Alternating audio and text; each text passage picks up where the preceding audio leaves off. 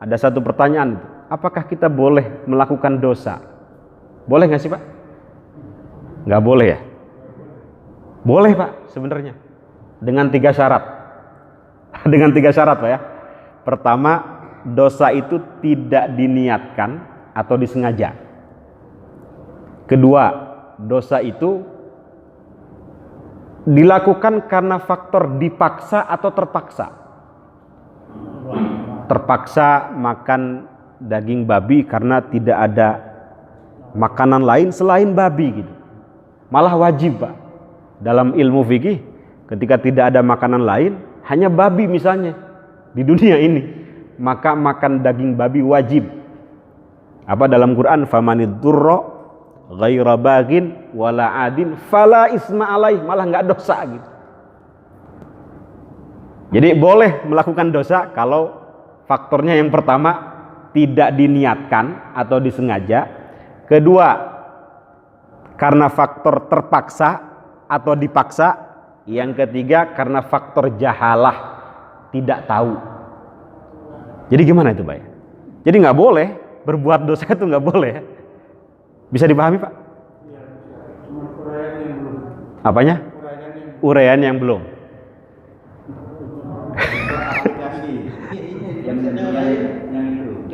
Yang pertama uraiannya nih ya, yang pertama.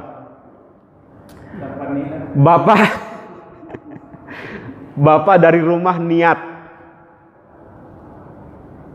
misalnya mau ke pasar dalam keadaan becek, ya becek jalanan, tiba-tiba ada mobil lewat, baju Bapak kecipratan.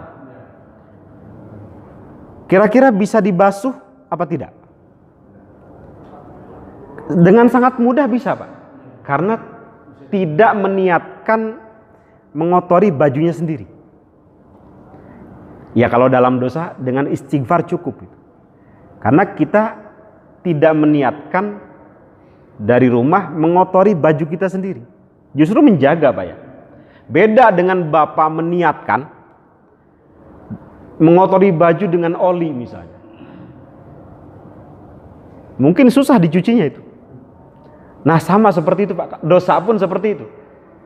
Jadi kalau dia dilakukan dengan sengaja, bahkan digambarkan dalam hadis itu, 1 kali melakukan dosa, 1 titik hitam di hati gitu ya. 2 kali melakukan dosa, 2 titik hitam di hati.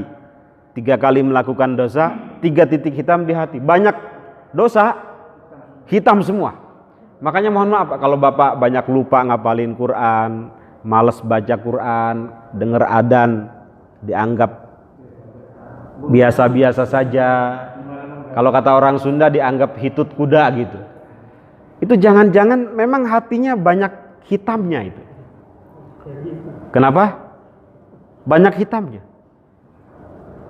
Am ala qulubin akfaluha itu. Jadi sudah terkunci tuh. Cahaya itu kan nggak bisa masuk ke dalam hati yang gelap, ke dalam ruangan yang gelap kan. Makanya ketika mohon maaf Imam Asy-Syafi'i merasa hafalannya lemah, itu curhat kepada gurunya Imam Waqi namanya. Imam siapa Pak? Nah, kemudian digubah menjadi sebuah syair, syakautu ila waqi'in su'a hifdi. Aku mengadukan kepada guruku Imam Waqi perihal hafalan burukku. Apa kata Imam Waqi? Fa arsyadani ila tarkil ma'asi. Beliau memberitahuku, mengajarkan kepadaku, menunjukkan aku agar meninggalkan maksiat. Wa akhbarani, kata Imam Waqi, bi annal ilma nurun.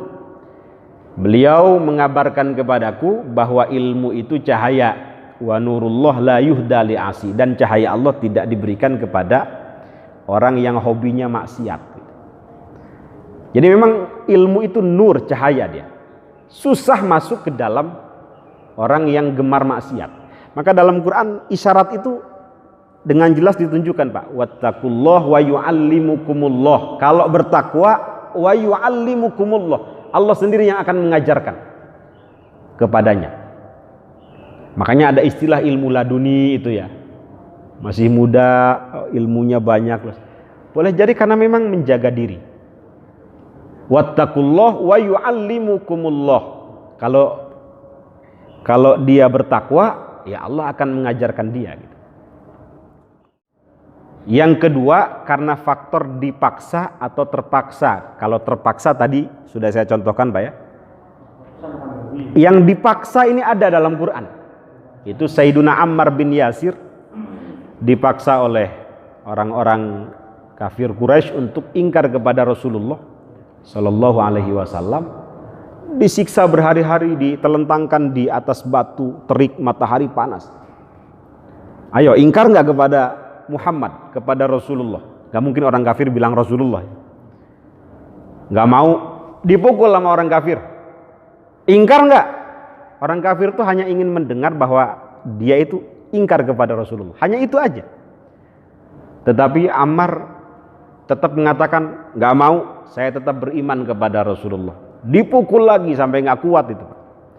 Nah, kemudian dengan menyesal dia mengucapkan, iya saya ingkar kepada Rasulullah, tetapi hatinya tetap beriman. Kemudian turun ayat,